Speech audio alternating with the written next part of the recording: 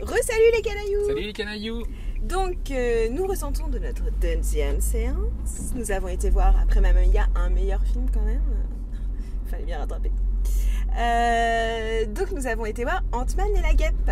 Qui est Ant-Man 2, qui vient du coup après Ant-Man 1.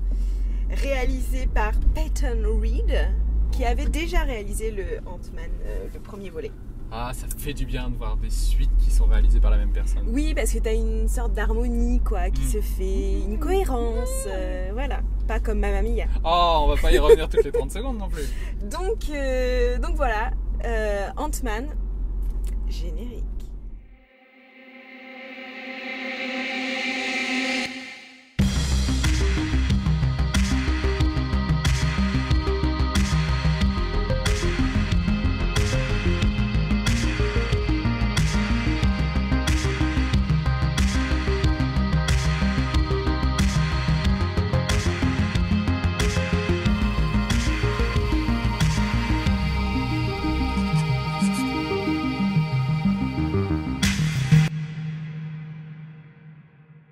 Ant-Man et la guêpe, donc la suite de Ant-Man. En fait, c'est plus la suite d'un des Marvel, parce qu'ils font des références à un des Marvel, je sais plus c'était lequel d'ailleurs, où on voit Ant-Man avec tout le monde. C'est Captain America, non? Captain America et le soldat de l'hiver? Non, Ouais. non, c'est le troisième Captain America. Oh, je sais plus. Celui où il se C'est bastonne avec Iron Man. Ouais. Bah, c'est pas le 2, c'est le 3 je crois. Bref. Enfin bref, il y a des événements, ça repart là-dessus. Ouais, les événements de Berlin. Oui. D'Allemagne. En Allemagne. D'Allemagne, ouais. En Allemagne. Donc, moi j'ai bien aimé. Direct. Bah, tu veux que je te dise quoi? Mini pitch, Ant-Man il est assigné à résidence quoi en gros. Ouais, c'est ça. Parce Donc, qu'en peut gros plus il sortir s'est de fait chez lui. punir donc. C'est pas bien, hein, parce que t'as beau être un super héros, faut quand même que tu suives la loi. C'est ça. Et du coup il y a une mini histoire ajoutée au début du film avec Michelle Pfeiffer qui joue la mère de Evangeline Lilly, qui est la guêpe.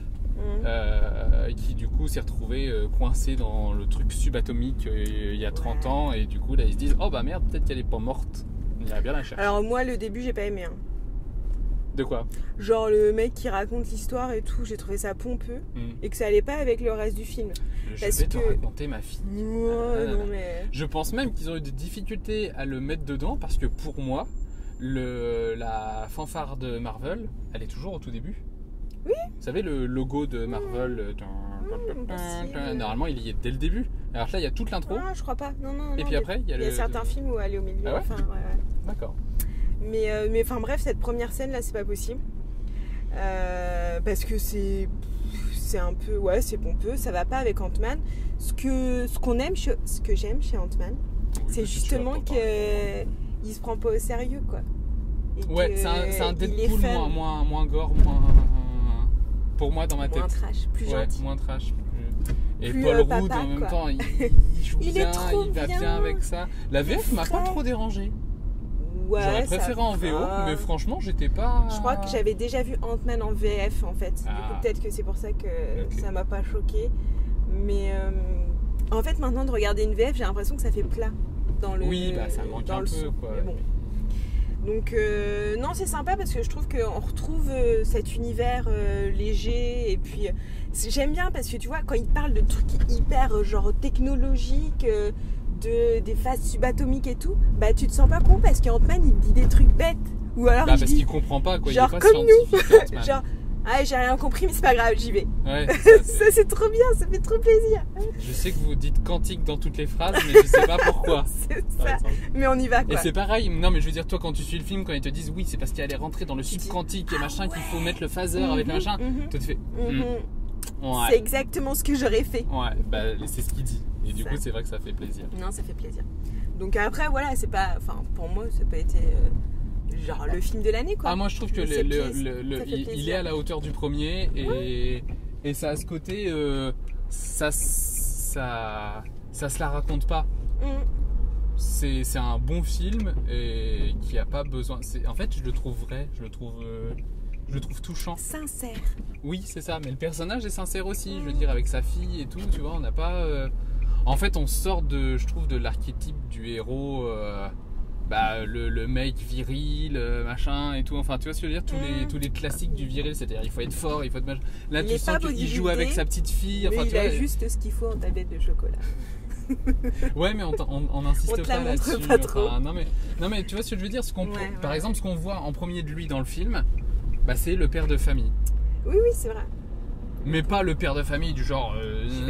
Voilà. Non, il joue avec sa fille en mode petit garçon. Ouais, c'est ça. Il a un côté gamin en même temps. Il a un côté gamin qui est assumé et qui le va bien et qui marche avec le film. Un peu comme Ryan Reynolds en Green Lantern, vous savez, ce très bon film que moi j'adore.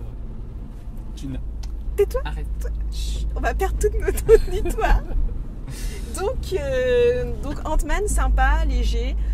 La réalisation, elle casse pas des briques, quoi. Mais franchement, elle est bien faite. Elle est bien faite parce qu'elle se fait oublier, quoi. Donc, pas comme Mamma Mia. Non, mais dans Mamma Mia, j'ai oublié de le dire, il y avait des trucs qui étaient bien, les transitions entre les scènes. Je t'ai pas trop. Donc voilà. Donc note technique. Une note technique. Je lui mettrais un 8 sur 10, pardon. 8 sur 10. Ouais, parce que il a fait le taf. Il m'a distrait. Et surtout, il m'a fait plaisir après Mamma Mia. Genre, il a arrêté avant quoi d'autre. D'accord, 8 sur 10. 8, ouais. Moi, je crois que je vais être gentil aujourd'hui. Je vais lui mettre 9. Je vais lui mettre 9 parce qu'en fait, franchement, je vois pas comment je l'aurais fait autrement. Enfin, tu vois ce que je veux dire, je vois pas, je vois pas que j'aurais pu me dire, oh, moi j'aurais pas fait ça, enfin ça va pas du tout, enfin non, les actes. Ah si, ouais, non, pardon, je le redescends à 8. Ouais, mais en même temps, il avait pas le choix. Il était obligé de garder Evangeline Lilly, elle est déjà dans le 1. Parce que elle, ça va pas, quoi. Elle, ça va pas. Écoute, t'es plus dans Lost, cocotte, quoi. Évolue un peu, merde. Pourquoi ? Oh, je sais pas, elle joue mal. En fait, c'est ça, je trouve qu'elle a un problème. Elle joue pas au même niveau. Ouais. Paul Rudd est vachement subtil. Dans la subtilité. Mine de rien, le père d'Evangeline Lilly, c'est Michael Douglas. Oui, voilà, donc quand même. Sa mère c'est Michelle Pfeiffer. Quoi. Tu le level. Alors, niveau jeu, voilà quoi. Après, elle est jolie, quoi. Mais c'est tout. Mais même pas. Non, si, elle est mignonne. Mais en même temps, je suis désolé, tu notes pas un acteur parce qu'il est mignon, quoi. N'est-ce pas? Donc voilà. N'est-ce pas, Ryan Reynolds? Ça n'a rien à voir. C'est pareil, il joue très bien, tout en profondeur. Bien sûr. T'as Ryan Reynolds et t'as Angelina. C'est n'importe quoi, c'est de la jalousie. Donc, c'est vrai qu'elle manque de subtilité, la jeune fille. Par rapport aux autres, je trouve. Mais en fait, de profondeur, elle a une émotion, quoi. Puis non, je lui mets 8 parce que scénaristiquement, je trouve toute l'histoire avec Laurence Fishburne et le méchant pas très. Déjà. C'est pas fou.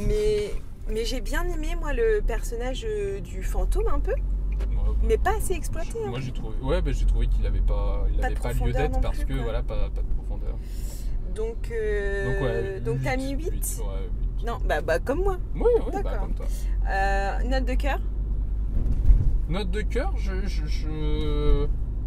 vais lui mettre 8 aussi parce qu'en fait il fait plaisir à voir, il marche bien, il fait rire, il y a un bon équilibre entre les scènes d'action, les scènes drôles, tous les personnages, même les secondaires, ils trouvent leur place pour dans. En fait, les personnages secondaires méchants, je trouve pas leur place. Par contre, tous les acolytes, tous les gens qui tournent un peu autour. Le gros méchant, mais j'ai pas du tout accroché. Quel gros méchant. Enfin, le mec là, j'ai pas compris qu'est-ce qu'il est. Le FBI ? Non, l'autre, le gars, le trafiquant. Le dealer là. Ouais. Mais du coup, ça donne lieu à des scènes drôles et je trouve que ça marche bien. C'est-à-dire, et puis en plus, ça va tellement bien avec moi, l'image que j'ai, tu vois, de l'acteur de Paul Rudd. Tu vois que moi j'arrive pas à me l'enlever de la tête que c'est le copain de Phoebe, quoi. Je suis désolé. Oui, c'est vrai. Et voilà, quoi. Je trouve qu'il a ce côté touchant et en même temps ce côté drôle en même temps. Donc ça va très bien avec l'ambiance Ant-Man. Donc je mets un 8 parce qu'en fait, je pense que je me l'achèterais bien pour le revoir. Parce qu'il met de bonne humeur en fait. C'est ça. Il est sympa comme. Il y a une bonne réalisation, les scènes d'action et tout sont bien faites. Moi ça m'a plu, franchement Ok. Moi je pense que je lui mets plutôt. Je serais plutôt un peu en dessous, quoi. 7, je pense. Au début, je voulais mettre 8 et puis j'ai pas envie de mettre pareil que toi. Alors. Non, Okay. parce que c'est pour parce moi. que j'ai dit Green Lantern. Exactement, ça enlève. Attention, 6 maintenant. Ah merde. Green Lantern. 5. Non, je lui mets 7 parce que pour moi, ouais, il y a un petit décalage avec justement ces rôles de méchants qui sont un peu. Enfin, qui manquent de profondeur, quoi. Il manque d'un antagoniste. Ouais, c'est ça. Comme ça qu'on appelle ça. Un vrai méchant. Enfin, un truc. Il manque, qui... ouais. Il a pas son Dark Vador à lui, quoi. C'est ça. Et j'ai bien aimé un peu le rôle du policier, mais qui fait un peu bouffon au final. Mais Lequel? le gars gentil qui court après lui, tu sais. La dernière scène, elle est sympa, c'est fun, mais ça manque de vrais enjeux en fait de méchants, quoi. Bah, c'est pas un DC, quoi. T'as pas l'impression qu'il risque de. Non, mais il n'y a pas que les DC dans la vie. Non, mais t'as pas cette impression que le monde va sombrer s'il ne réussit pas son truc. Mais t'as pas cette même même pression. sans ça, je trouve qu'il n'y a pas. Il y a le fantôme, mais ils auraient pu l'exploiter encore plus. Elle n'est pas vraiment méchante. Enfin, Non, pas mais méchante. En même temps, mais... les méchants, ils sont pas vraiment méchants. Non, mais ça manque. Je sais pas. Moi, il m'a manqué quelque chose. D'accord. Donc, je lui mets 7. Voilà. Tu lui fais quand même un 16 au niveau technique, je crois. Hein, on a mis tous les deux 8. Oui. Donc, ça lui fait un 16 en technique et ça lui fait un 15 en note de cœur. Franchement. Par rapport à. Je dirais que ça. Je dirais que ça veut dire que ça vaut le coup d'aller le voir. Faut avoir vu le 1 par contre. Ouais, carrément. C'est vraiment le Pour genre de voir film que l'univers. si t'as pas vu, c'est un peu chaud parce qu'en plus, même les relations entre les personnages ont déjà Il faut débuté dans le s'adapter quand même parce que Ant-Man, c'est quand même, pour ceux qui connaissent pas, son super pouvoir, c'est devenir petit ou très grand. Donc c'est un côté. Au début, ça peut choquer, il y a des fourmis géantes, quoi. Donc faut quand même accepter. Ah oui, non, oui, c'est vrai. Non, il faut quand même accepter l'univers. Parce que moi, la première fois où on m'a dit allez, tu vas avoir un super héros, son nom c'est la fourmi humaine, quoi. Ouais. Tu dis, hein, quoi? À côté de Techniquement, Thor, c'est pas vendeur. Son nom de héros est pas hyper vendeur, c'est sûr. Voilà. Donc faut te dire, ouais, les fourmis sont tes meilleurs amis. Ça, après, tu peux aller voir Ant-Man. De toute façon, on est d'accord que tout le film joue sur les questions d'échelle, c'est-à-dire rendre les choses petites, rendre les choses mais ça, grandes. ils ont rien inventé. Hein. L'homme qui rétrécit, on est d'accord. C'est eux qui ont inventé. Je diminue, je rétrécis, Godzilla, enfin voilà. Donc pour ceux qui connaissent pas, L'homme qui rétrécit, c'est un très vieux film en fait qui existait déjà et qui jouait déjà à l'époque sur les trucages. 57, je crois, ou 30. Si vous avez aimé l'aventure du jardin des enfants dans Chérie, j'ai rétréci les gosses, allez voir Ant-Man. Il n'y a aucun problème. Non, c'est vachement bien. C'est ouais. On valide Ant-Man. Enfin, vachement bien, c'est bien. On valide Ant-Man. On valide. C'est un bon plan pour vos jours de pluie. Ouais. Ou vos jours de canicule et que vous voulez aller... vous rafraîchir aussi. Très bien. On se voit très bientôt pour un prochain film. Ciao les prochaine canailloux. série. Bisous les canailloux.